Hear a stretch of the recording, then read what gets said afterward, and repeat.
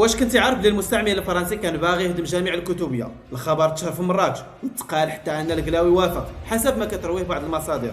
ولكن ملي وصلت هذا الاخبار لواحد القايد تقلب كلشي. كنهضروا على القائد عبد الملك المتوقي، راجل رغم انه كان متحالف مع المستعمر ما شافش في الكتبيه غير حجر، شاف فيها تاريخ، دين وهويه ديال البلاد. المتوقي اللي يسمع بخبر الهدم خرج من القصبه ديالو في متوقه بلا تردد وتوجه مباشره عند الفرنسيين، دخل عليهم وهددهم بوضوح. الكتبيه ما تتحيدش. في ذاك الوقت البلاد كانت كتغلي والمتوقي كان قائد قوي، والمستعمر ما كانش من صالحه يفتح جبهه عداوه جديده.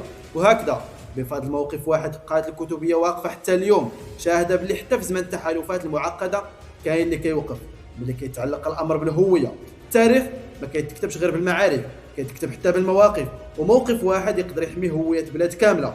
ما تنساوش تتابعونا على صفحه مدرسه الزمن، ما تنساوش تتابعونا على الصفحه وتخليو لنا تعليق وتبارطاجيو الفيديو باش تشجعونا نكملوا في الطريق.